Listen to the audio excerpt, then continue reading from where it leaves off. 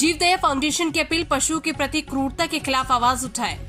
नमस्कार, India news दर्पण में आपका स्वागत है। खबर उत्तर प्रदेश से, जहां आशा सिसोदिया ने जीवदया फाउंडेशन की ओर से लोगों से अपील की है कि वे पशुओं के प्रति क्रूरता के खिलाफ आवाज उठाएं और उनकी देखभाल की जिम्मेदारी ले। फाउंडेशन पिछले कई वर्षों से अलीगढ़ में पशुओं के लिए काम कर रहा है, जिसमें लावारिस पशुओं का इलाज और बचाव शामिल है। आशा सिसोदिया ने कहा कि पशुओं की देखभाल की जिम्मेदारी सिर्फ कुछ संस्थाओं की नहीं, बल्कि हर जागरूक नागरिक की है। उन्होंने लोगों से अपील की है कि वे पशु के प्रति दया और करुणा दिखाएं और उनकी जरूरतों का ध्यान रखें। जीवदया फाउंडेशन की इस अपील के माध्यम से आशा सिसोदिया ने लोगों को पशु के अधिकारों के प्रति जागरूक करने और उनकी रक्षा करने के लिए प्रेरित किया। अलीगढ़ से संवाददाता कौस्तुभ मणि की रिपोर्ट। हेलो, मेरा नाम आशा सिसोदिया है। मैं अलीगढ़ में जीवदया फाउंडेशन के नाम से एक संस्था चला रही हूँ, जो कि मेरी तो कुत्तों पर काम करती है, लेकिन कोई भी जानवर यदि कष्ट में है तो हम उसके सबके लिए काम करते हैं। रखने की जगह केवल डॉग्स है हमारे पास। एक आज का जो चलन चल रहा है हमारे समाज में, कुत्तों के लेकर, जानवरों को लेकर, और मैं तो कहूँगी इंसानों को लेकर, आज का जो इंसान है वो इतना मतलबी हो चुका है कि इंसान के बारे में नहीं सोचता। आए दिन आप लोग न्यूज़ देखते हैं और न्यूज़ में आप लोग देखते हैं कि कोई किसी का रेप करता है तो कोई आवाज़ नहीं उठाता, गवाह नहीं होते। कहीं चोरी डकैती होती है तो पड़ोसी बोलता भी नहीं है। कहीं लड़ाई झगड़ा चल रहा है तो आपस में कोई नहीं बात करना पसंद करता। सड़क पर एक्सीडेंट करके भाग जाते हैं। ये तो उन्हें केवल इंसानों की बात। एक तरफ होता है कुत्तों की बात। डॉग्स को लेकर इस टाइम एक्सीडेंट उनके लिए भ्रांतियाँ, जैसे कि कुत्ते ने काट लिया, कुत्ता पागल हो गया, कुत्ते को रेबीज हो गया, मार दो उसे।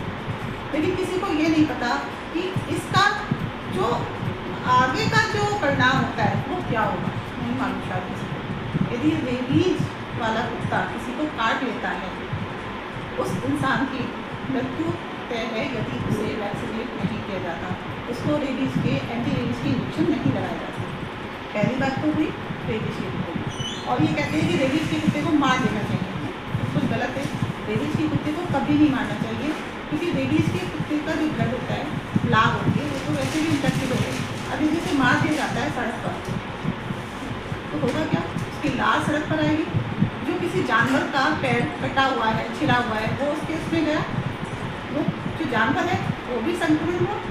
जो इंसान है, यदि कोई नंगे पैर है, मजदूर वगैरह नंगे पैर कई बार निकल जाते हैं, उनके पैर कटे हुए हैं, छिले हुए हैं, चोट लगी हुई है, उसमें वो लाग गई या ब्लड लगा, वो संक्रमित होगा तो क्या होगा, रेबीज फैला, ना कि रुका।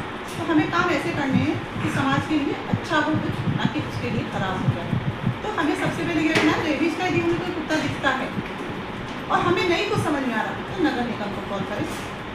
नगर निगम का नंबर स्क्रीन पर दे दिया जाएगा।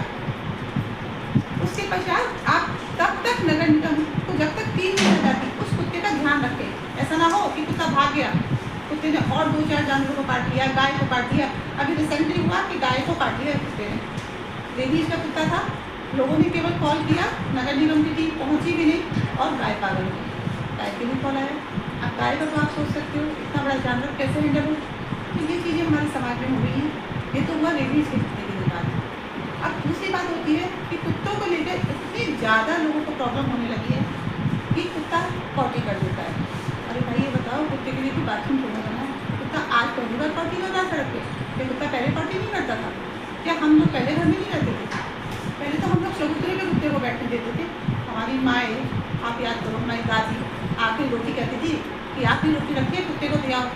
आप लोगों को यदि याद होगा तो क्या वो इंसान नहीं थे? हम लोग पढ़ गए, पढ़ लिखने के बाद हम लोग इस तरह के पढ़ गए कि हमें जो है जानवर धरती पे चाहिए ही नहीं।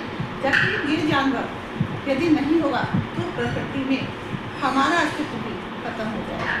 बिना जीव जंतुओं के, बिना नेचर के हमारा अस्तित्व भी नहीं है। ये बात लोगों को समझ क्यों नहीं आती?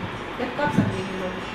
और लोगों को ये बात भी समझनी चाहिए, कुत्ता है, गाय है, बकरी है, कोई भी जानवर है, ये सब जीवन के अधिकार हैं उनके, और उनको दिया जाए, उनको प्रेम किया जाए।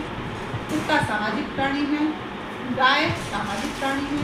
अब तो बंदरों को भी सामाजिक प्राणी हमारी सरकार ने घोषित कर दिया है, नगर निगम को दे दी गई है जिम्मेदारी, वन्य जीव से हटा दिया गया है। तो आप सोचो सरकार इस तरह के फैसले ले रही है, क्यों ले रही है? सरकार को क्या मजा आता है?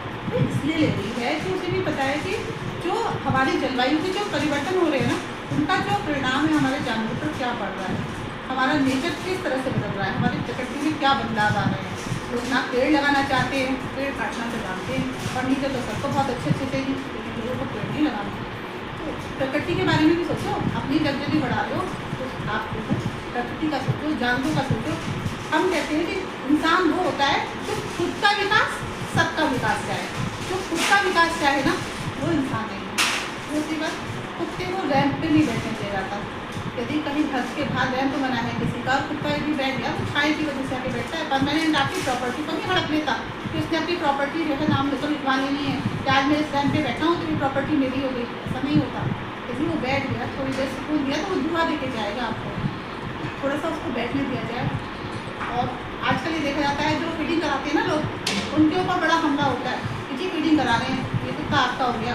भाई कुत्ता उनका नहीं है, कुत्ता है नगर निगम का। यदि वो फीडिंग करा रहे हैं तो नगर निगम का काम कर रहे हैं, ये अधिकार नगर निगम का है कुत्तों को फीडिंग कराना, कुत्तों की नसबंदी कराना और कुत्तों को सुरक्षा प्रदान करना, ये काम नगर निगम का है। लेकिन यदि कोई फीडर या कोई पशु प्रेमी या मैं कहूँ समाज के वो जागरूक नागरिक जो समाज के बारे में सोचते हैं, अपने एनवायरनमेंट के बारे में सोचते हैं, अपने जानवरों के बारे में सोचते हैं, अपने 24 घंटे में से 2 घंटे इस चीज़ के लिए देते हैं, वो इंसानी जन्म उठा रहे हैं। और हम लोग के धर्म में या हम लोग के जीवन में या हम लोग के इंसानियत में ये चीज़ सबसे पहले आनी चाहिए।